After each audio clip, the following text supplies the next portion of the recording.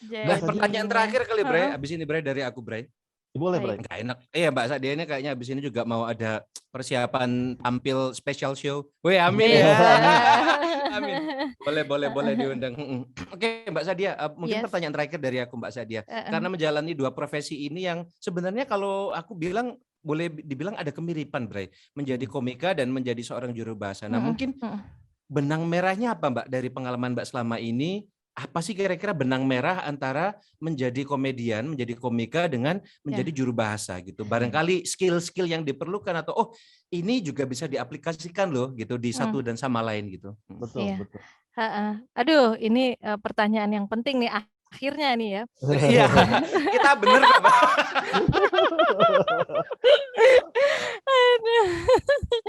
Aduh, maaf ya, bercanda terus. Iya. Emang ini bercanda semua. Emang ini bercandaan, Mbak. Kita cuma berharap aja ntar audiens bisa ambil hikmahnya gitu aja. Terus kalau ditanya intinya apa? Semuanya inti. Semua. Gitu ya. Udah bertahun-tahun jadi juru bahasa, mensarikan pun nggak bisa gitu. Iya, Udah padahal konten itu lebih skill tepatnya. dasar, skill dasar.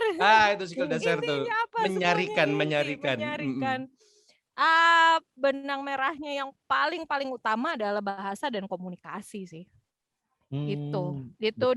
udah apa, bahasa dan komunikasi, karena pada dasarnya profesi juru bahasa dan profesi komika itu keduanya delivering message gitu, keduanya menghantarkan pesan dengan medium bahasa gitu kan, dengan medium bahasa. Benar-benar. Bagaimana kalau di penjuru bahasaan misalnya itu ada teknik namanya sosisonage itu ya, bagaimana kita motong-motong dan menggabungkan kata dan sebagainya. Itu juga di teknik stand up comedy juga sangat bermanfaat,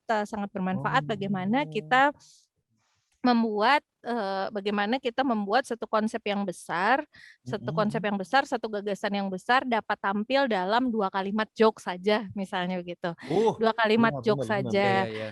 Sehingga sama dengan juru bahasa juga, pemilihan kata itu penting, pemilihan idiom yang tepat itu penting. Perbedaannya kalau juru bahasa, terutama juru bahasa simultan itu kita skillnya harus terus diasah, terus dibangun sedemikian rupa sehingga bisa mengolah proses alih bahasa ini, memilih idiom-idiom yang tepat, memilih kata-kata yang tepat dan sebagainya dalam waktu yang sangat singkat gitu, bahkan hampir langsung, hanya berjarak beberapa detik saja, terutama untuk penjuru bahasaan simultan. Penjuru bahasaan konsekutif pun sebenarnya tidak terlalu banyak waktu untuk editing dan rewriting gitu. Teknik mensarikannya juga harus sangat kita kuasai. Kalau di stand up comedy, untuk membuat satu joke yang sangat kuat itu saya pribadi juga membutuhkan waktu yang sangat lama gitu. Joke saya yang terbaru yang saya tayangkan hari ini di Instagram, dalam rangka Sakdia News itu yang merespon orang-orang yang berbondong-bondong ke Amerika Serikat ya untuk vaksin vacation itu prosesnya tuh pertama kali saya buat seminggu yang lalu tuh cuma 1 kalimat gitu doang ya, nggak ada yang doang in comedy gitu. Saya tulis pertama kali itu sekitar seminggu 10 hari yang lalu, melalui proses 4-5 kali editing sampai pagi ini menemukan pilihan kata yang benar-benar tepat gitu. Joke-nya seperti ini, woke upper middle. Ini boleh di sini? Boleh dong. Kenapa boleh dong? Bray. Kita dapat treat nih, Bray. Joke-nya seperti ini. Woke upper middle class. Nanti boleh silahkan gambarnya diambil dari Instagram untuk ditayangkan kalau misalnya diperlukan. Kalimatnya seperti ini, kalimat yang final yang tayang hari ini ya. Kalimatnya adalah Bentar, aku cek Instagramku biar nggak salah. Sambil ngecek, aku ngepoin loh, Bray. Aku ngepoin. Ada satu bit yang lucu banget buat Mbak Zadia itu. Dari Mbak Zadia, Bray. Kalimatnya itu woke upper middle class fighting against injustice on social media while secretly booking vaccine vacation. Woke upper middle class fighting against injustice on social media while secretly booking vaccine vacation. Itu pertama kali banget ditulis itu saya sangat-sangat struggle gitu. Pertama milih ini upper middle class atau middle class maunya gitu. Upper middle class atau middle class. Kondisinya tuh lebih diksi penting banget. Upper middle class atau middle class. Kalau upper middle class tuh kondisinya di Indonesia seperti apa, middle class kondisinya di Indonesia seperti apa. Jangan konsepnya beda gitu ya Mbak ya dalam bahasa Inggris gitu ya. Kemudian tadinya yang awal tuh middle class fighting against injustice on social media while secretly booking staycation. Staycation aja gitu. Berarti di sini yang menyasar staycation aja yang menyasar pada oh iya nih banyak misalnya kita semua lah ya middle class gitu, middle class yang berpendidikan sebagainya gitu, tiap hari aja tuh di Twitter, di Instagram dan sebagainya, oh iya pemerataan ini itu dan sebagainya, gender equality sebagainya gitu-gitu. Habis gitu booking island staycation karena activism is hard gitu kan, activism itu karena activism itu melelahkan misalnya, jadi kita butuh dong break self care break gitu ya. Me time. Padahal self care break itu meditasi singkat atau sholat tahajud aja mungkin gitu ya. Beda orang beda kebutuhan, kita harus sensitif. Beda orang beda kebutuhan. Dalam. Nggak perlu island staycation amat sebenarnya gitu. Island staycation kalau saya malah tidak tenang karena sambil ngecek rekening masalahnya gitu. Beda. Kalau bahasa Arabnya beda makom. Gitu. Tahajud gratis, barokah lagi gitu. Aduh, Bray. Itu terus kubah jadi itu. Tapi kupikir bagi saya gitu ya, yang utama adalah empati bagi saya gitu. Bagi saya yang utama adalah empati dan saya pikir no this is not right gitu. Artinya setiap orang juga punya batas psikologi sendiri-sendiri, kebutuhan sendiri-sendiri, dan setiap orang juga berhak gitu.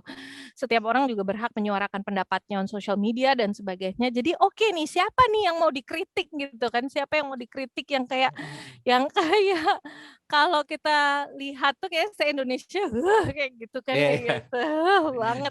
Cari common enemy. Mewakili keresahan masyarakat di tengah situasi pandemi yang semakin angka kasus semakin meningkat. Maksudnya di tengah situasi pandemi yang kita rasakan semakin berat dari berbagai aspek, dari mulai aspek kesehatan, aspek psikologis, ekonomi dan lain sebagainya gitu ya, dan lain sebagainya nih apa nih yang mau diangkat akhirnya gitu kan, akhirnya keluarlah kata woke nih baru tadi pagi. Oh iya ya, woke culture itu kan lagi semua orang tuh seolah-olah into activism hari-hari gini. Padahal bekerja sebagai profesional aja enak loh, ya Allah. Sebagai profesional yang impactful kan, yang memiliki dampak seperti yang disampaikan Mas Sony tadi gitu, bisa bermanfaat sama orang tanpa harus teriak-teriak dan itu. Tapi kan ya sudah woke culture. Akhirnya keluar kata woke dan oh iya vaccine vacation. Itu namanya proses kreatif itu kan. Hanya untuk menjadikan satu kalimat, Bray. Iya, Bray. Bagaimana kita merefleksikan kondisi sosial, merefleksikan diri kita, nanya lagi nih value kita nih apa gitu. Dan tetap juga dengan mengolah kata-kata, mengolah diksi ya, dan mengolah idiom-idiom yang bisa secara pas mengekspresikan. So it's not that easy. Makanya kayaknya IT dan HPI itu perlu menyepakati stand up comedy perlu diterjemahkan atau Wah. tidak, mengingat gitu kan. Nyambungnya ke situ tuh, mengingat akhir-akhir ini banyak event juga yang mengundang stand up comedian karena kan namanya pandemi ya berat ya, membutuhkan apa penyegaran dan sebagainya. Banyak event juga yang mengundang stand up comedian selain dari ikut menyampaikan pesan atau campaign dari klien tersebut, atau juga sekadar penyegaran dan juga kan melibatkan juru bahasa. Saya sendiri juga kalau tampil stand up comedy dan sadar bahwa acara tersebut ada juru bahasanya, itu juga PR bagi saya karena kan berempati karena kan juru bahasa. Ya kan gitu. Karena kan juru bahasa juga ketika saya tampil stand up comedy dan ada juru bahasanya, namun sebagai stand up comedian juga pace itu penting ya. Kalau terlalu lambat nggak dapat pace itu terlalu lambat nggak dapat, kecuali memang menyengaja karena ada jeda yang panjang untuk punchline yang lebih besar gitu ya, lebih tebel kalau katanya, lebih menohok gitu, lebih kan tohokan punchline dimarahin udah Ivan loh, tohokan punchline tohokan. Jadi yang lebih menohok kalau bahasanya di kawan-kawan komedian yang lebih tebel. Anyways, jadi seperti itu, saya kira sih penting untuk disepakati juga karena begini. Ada klien yang kemudian karena memfasilitasi juru bahasanya juga dan saya sangat-sangat apresiasi itu meminta skrip. Meminta skrip kepada stand up komediannya. Nah, bagi saya kalau saya melihat diri saya sebagai juru bahasa, saya tentu akan setuju gitu. Saya tentu akan setuju. Tetapi kalau saya sebagai stand up comedian, itu non disclosure skrip itu gitu kan, non disclosure karena itu that's my art gitu loh maksudnya. That's my art dan itu ya mahal lah tanda kutip maupun tidak tanda kutip gitu kan. Jadinya sebagai penampil saya merasa nggak bisa nih ngasih skrip gitu, merasa nggak bisa ngasih skrip sampai detail jokesnya seperti apa karena saya juga tidak bisa menjamin tidak ada kebocoran atau apa, karena soalnya orang kalau sama joke tuh kan suka gemes ya, minta terus posting atau apa kayak gitu misalnya gitu ya. Balik ke etika joke lagi, kan seru kan di share dan sebagainya. Engagementnya tinggi. Kayaknya jadi mesti ada jalan tengah, tidak hanya untuk stand up comedian sebenarnya, tidak hanya untuk penampilan stand up comedy, tapi misalnya nih ada penampilan puisi misalnya. Ya kalau tari ya enjoy aja, ada penampilan puisi misalnya, kemudian ada lagi yaitu public speaker yang sangat seasoned public speaker gitu ya, top public speaker yang memang tantangan tersendiri menerjemahkannya atau menjuru bahasakannya seperti yang saya bilang. Artinya kita sebagai ini saya karena siniar bahasa jadi saya kira saya pakai sepatu sebagai juru bahasa dengan mengambil referensi dari profesi saya di kesenian gitu. Rasanya juga penting nih para stakeholders atau pemangku kepentingan terkait nih untuk duduk bareng untuk hal-hal seperti ini. Karena ada istilah yang pertama kali saya pelajari ketika saya mau menerjemahkan ADC itu, mau menjuru bahasakan untuk premier, menerjemahkan terus ya Allah, menjuru bahasakan untuk premier, soalnya lebih gampang diucapkan. Iya, lebih dekat. Lebih gampang diucapkan menerjemahkan daripada menjuru bahasakan. Iya. Yang pertama kali saya pelajari ketika ada satu istilah tuh katanya tadi. Ada satu istilah yang pertama kali saya pelajari ketika menjuru bahasakan untuk ADC 2 pada saat itu. Namanya theater interpreting. Namanya theater interpreting itu profesi yang sudah profesi spesifik gitu, profesi spesifik yang dijalani oleh orang-orang yang spesifik, yang mungkin saya tidak tahu, mungkin juga tidak bekerja sebagai juru bahasa di tempat lain. Jadi mereka di gedung-gedung teater dan menjuru bahasakan Satu seringkali pertunjukan gitu kan ya. satu pertunjukan, seringkali kan misalnya opera itu kan opera yang klasik itu kan pakainya bahasa Latin gitu kan. Betul. Jadi opera yang klasik tuh jadi mungkin ada opsi, ada yang audience juga tidak ingin terganggu oleh juru bahasa oleh juru bahasa, jadi it's an art, they want to enjoy kayak gitu kan, they want to enjoy apapun itu, karena kan kita juga dengerin K-pop nggak minta ada juru bahasa kan, Iya, nggak enak ngerti juga nggak ntar ngerti jadi. ya udah aja gitu, tapi mungkin juga ada penonton-penonton yang membutuhkan. Saya belum sempat mempelajari lebih lanjut, tapi sangat menarik gitu, sangat menarik dan ya kalau mau dibilang di Indonesia kayak gimana, sekarang ini juga sudah tidak ada pertunjukan ya mau apa lagi, tapi it is something to look to saya kira. Betul. pada situasi as a reference, like who knows gitu kan, who knows akan ada. Hidung siapa? Nah, tapi menarik juga nih karena Mbak Sadia menarik semacam benang merah begitu antara penjuru bahasaan dan dunia hiburan. Itu kalau di luar negeri, Bray, aku pernah lihat saking inklusifnya, saking memikirkannya. Aku pernah lihat loh, Bray, ada satu konser konser musik ya kan, musik rock kalau nggak hip hop kalau nggak salah. Di konser itu ada JBI-nya, Bray.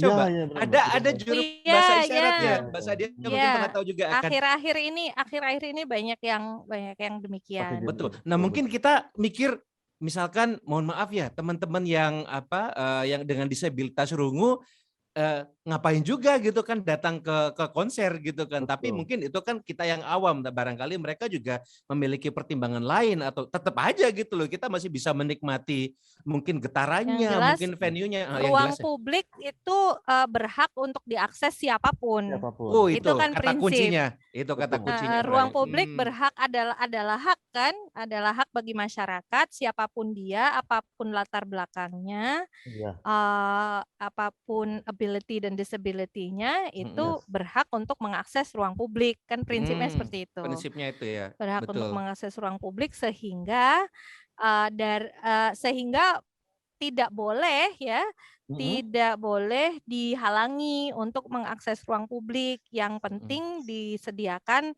fasilitas untuk aksesibilitasnya gitu kan. Keren banget sekali. Semuanya itu. Akhirnya akhirnya daging ya.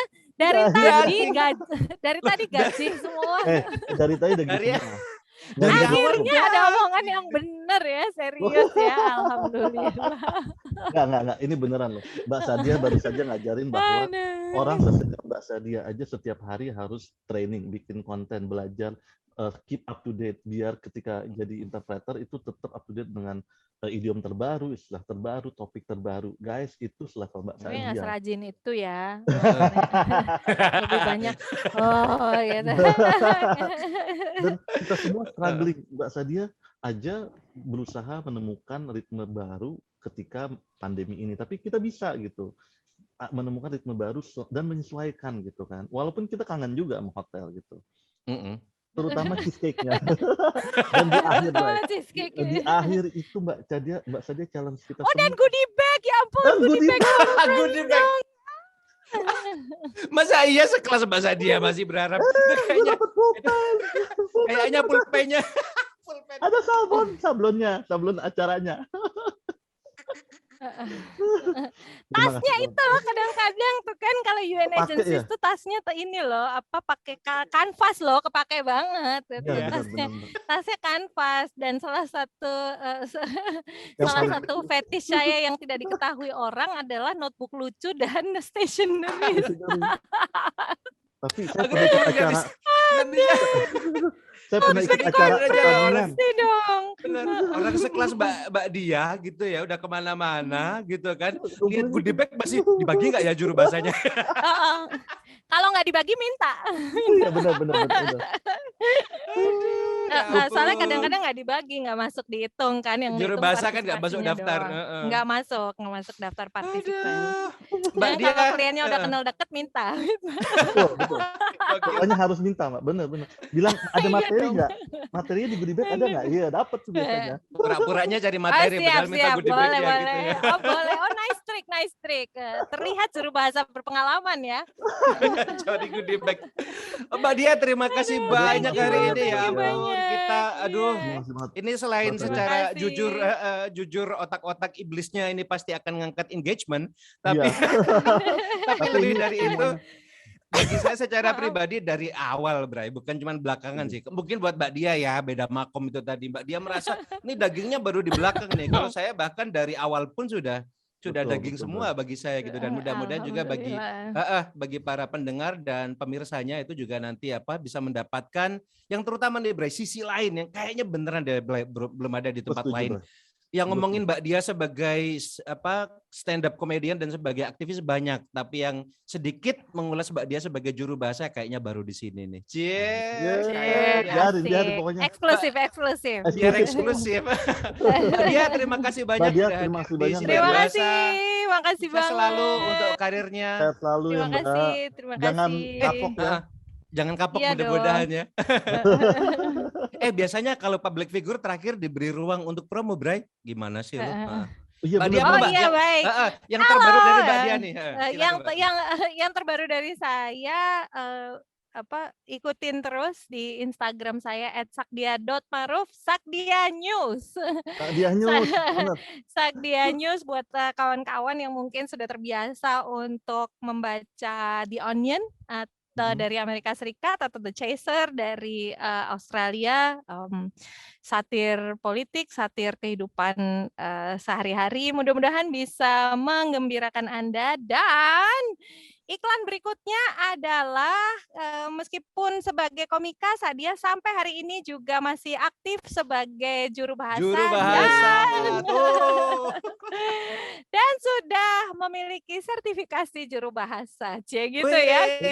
Sertifikatnya dari mana aja, Mbak? Kenapa? Tergantung sih, kalau yang rumah alhamdulillah ini dari BPN. Bukan sertifikat rumah. Bukan sertifikat rumah dong. Sertifikat juru bahasa dari ATA atau dari HPI, sertifikat rumah. Namanya juga komedian, Bray. Masuk aja pokoknya. Masuk aja. Masuk aja.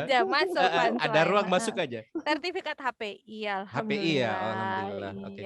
Juru bahasa atau penerjemah, Mbak? Dua-duamnya. Wih, mantap.